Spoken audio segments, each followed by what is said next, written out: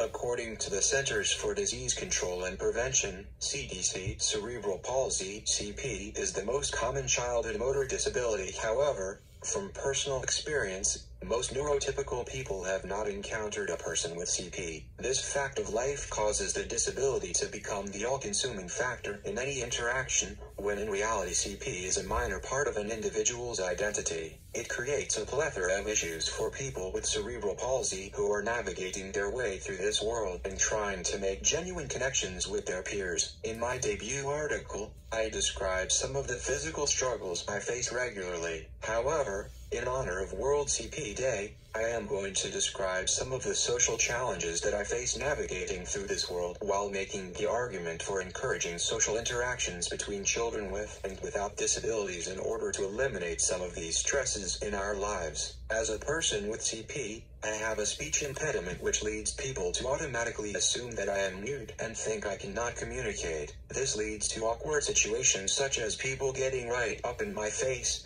talking to me in a baby voice, or repeating themselves over and over again as if I do not understand them. The other extreme is not interacting with me at all because they think I am mentally incapacitated. This manifests itself in individuals over-exaggerating their interaction or reaction to me. Another way this is manifested is individuals saying they want to do things and then not following through. A single interaction of this type is exhausting enough, but I am constantly faced with these situations on a daily basis while I have developed a coping technique, coming home, watching something and decompressing, to help me keep on pushing forward. These interactions have a negative effect on my mental health. I feel demoralized and less than human in these situations, which in turn affects my mood and confidence going forward. Now those of you who know me are probably thinking, "Oh Michael, why don't you pull out your phone and show them that you aren't mute and can communicate?" In theory this idea would work, but from experience I can say that most people will walk away even before I finish typing what I am going to say, or stay just long enough for me to type out a single thing and then find some excuse to walk away. In some circumstances, this is understandable and fine. However, most of the time it makes me feel like people don't care or are too impatient to wait for me to communicate with them. If we were to normalize social interactions between neurotypical children and children with disabilities, these types of interactions would be few and far between rather than the norm. This is because the neurotypical kids will have had experience in interacting with someone with disabilities. This prior experience will undoubtedly play a positive role in the individual's interactions with the person with the disability. These interactions could be as simple as having kids with and without disabilities play together at recess. Schools could also set up a peer buddy program where someone with a disability and a neurotypical person are paired up in order to foster relationships between them. In order to encourage the success of these programs, there should be incentives for both parties involved so that it would be difficult for it to be passed up. To illustrate the positive outcome of these types of programs,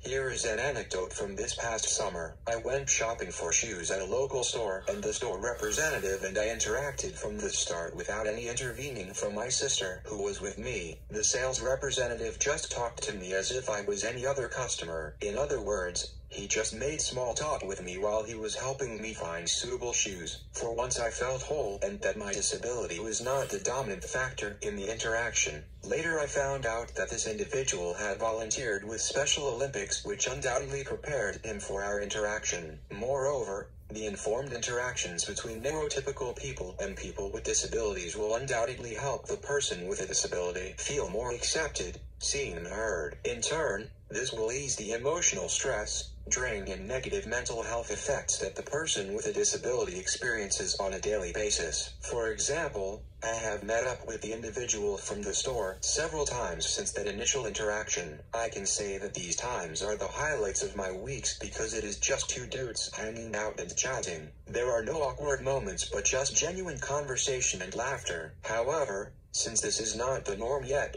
another coping technique that I have implemented is always hanging out with people whom I feel comfortable with and around. While most people don't understand why I gravitate toward the same few people whom I feel comfortable around, I do it because it's exhausting to train new people over and over. Even though some people might know the superficial things to do, a relationship and experience outweigh the actions. For example, Someone giving me a ride somewhere might seem superficial, but when you have the individual asking you about every little thing, it gets annoying and just rubs me the wrong way. Why do they question me more than they would their neurotypical friends? Why does being in the presence of a person with CP make people nervous? After all, I am quite capable of asking for help when I need it. Another example is me getting help downstairs or over rough terrain. A person with little prior experience would just put out their arm and basically just move when I move, which throws me off balance, versus someone who has either observed another person helping me or have been helping me for a while. I know these are just mechanics for specific things,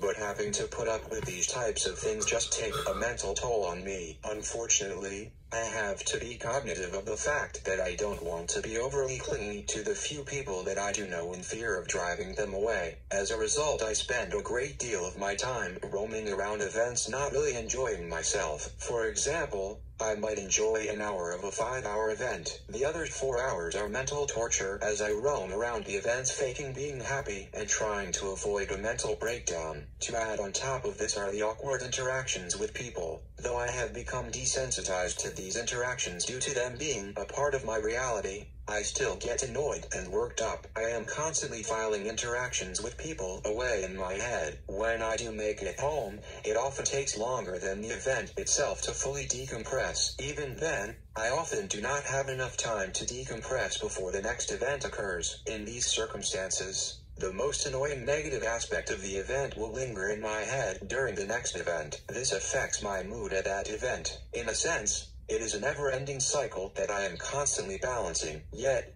there are things that you who are reading this can do in order to ease these difficult social interactions. You can either assign or encourage different individuals to help me interact with individuals. At big events, you can do small intimate activities with me to form those meaningful connections. You can interact with me as you would anyone else you know, and you can be mindful of what you say to me in terms of wanting to do. Nevertheless, if I had to pick one of these things, I would ask that you would get to know me as an individual, not only through Instagram, and spend quality time with me other than lunch, because I cannot eat and talk at the same time. I have always been about relationships first and foremost, and if you spend that time, you will have a loyal friend through thick and thin. In this article, I have attempted to lay out some of the social and emotional struggles I face as someone with a disability, have explained some of my coping techniques, encourage society to implement programs designed to foster relationships between kids with disabilities and neurotypical kids, and have told you some things that you can do in order to help me feel seen,